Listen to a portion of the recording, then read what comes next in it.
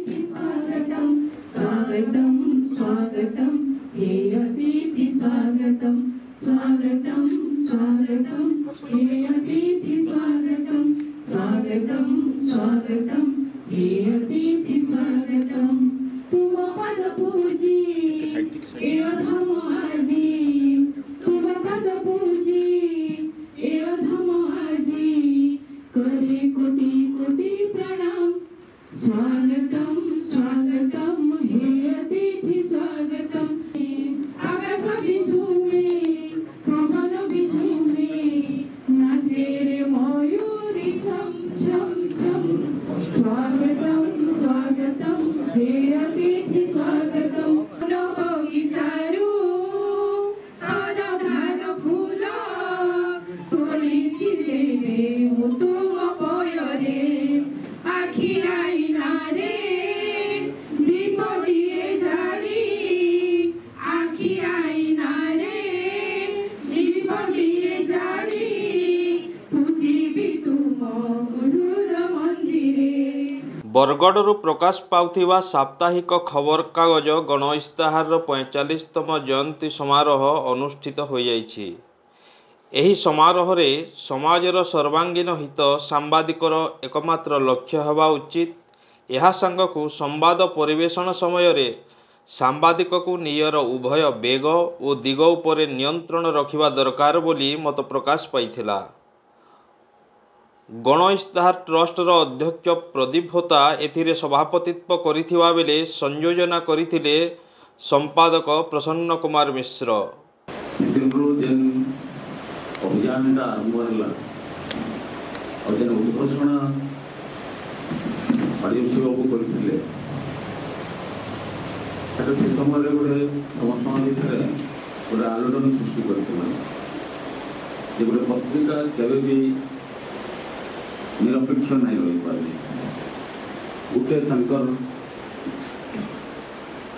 Line रे से पढ़ी जे शोषक विरुद्ध शोषितर सपक्ष गण इस्ताहार सब बेले रहा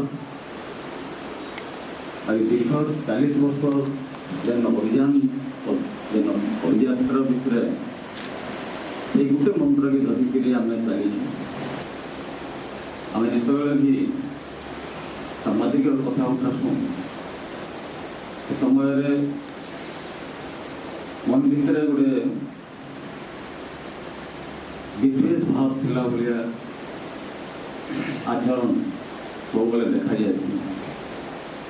समारोह रे मुख्य वक्ता भावे बरगढ़ पार्वतीगिरी महिला महाविद्यालय पूर्वतन अध्यक्ष डॉक्टर रवींद्र गड़तिया एवं अतिथि भाव में वरिष्ठ सांबादिक शंकर वल्लभ मिश्र, साहित्यिक कवि मनोरंजन साहू, समाजसेवी चंद्रशेखर बाग, वरिष्ठ आईनजीवी शिरीष वल्लभ मिश्र और श्याम सुंदर अग्रवाल प्रमुख योगदान करथिले। एही अवसर रे स्वाधीनता संग्रामी मानक स्मृति रे उत्सर्गीकृत गण इस्ताहार 45तम जयंती विशेषांक को समाजसेवी कनक प्रधान उन्मोचन करिथिबा बेले सांबादिकता क्षेत्र में उत्सर्गीकृत योगदान पाई एवं साहित्य सृष्टि पाई विभिन्न व्यक्तिविशेष मानकु समारोह रे सम्मानित करा जायथिला। प्रारंभ रे सस्मिता पट्टनायक, प्रणति पंडा, सौभाग्य लक्ष्मी मिश्र, स्वाधिनी दास, सुषमा पंडा स्वागत संगीत परिवेषण करथिले। समारोह रे बरगढ़ जिल्लार विभिन्न अंचल बहु बुद्धिजीवी और वरिष्ठ सदस्य योगदान करथिले। रंगिया द्वारी जमानार लेखा मैंने बाहर रंगिया द्वारी आम एका सागे प्रूफ रिडिंग करूँ बाहर करूँ। तेणु दीर्घ संपर्क 45 वर्ष यही यात्रा भितर निहाती भाव मन पकाइबे राधावल्लभ मिश्र को संपादकीय से आद्य गण इस्ताहार संपादकीय से लिखि दूसरे ना नाला कि कहते ना यहाँ राधावल्लभ मिश्र संपादकीय आम प्रथम गण इस्ताहार सब जाऊला। भगवान पाणीकर कथा से कथा जोटा कहते प्रकृत कौन कहना गोटे ଯେମିତି ଗୋଟେ ଲଳିତ ସାହିତ୍ୟ ଲଳିତ ନିବନ୍ଧ ଇତ୍ୟାଦି ଜିନିଷ ଯାଏ ସମ୍ବାଦ ଭିତରେ ମାନେ କୌଣସି ରକମର ଗୋଟେ ଗୋଟେ ଧାଡ଼ି ଆଉ ଡଟ୍ କିମ୍ବା ତାର ହାଇଫେନ୍ ଦେବାକୁ ପଡ଼ୁନଥିଲା।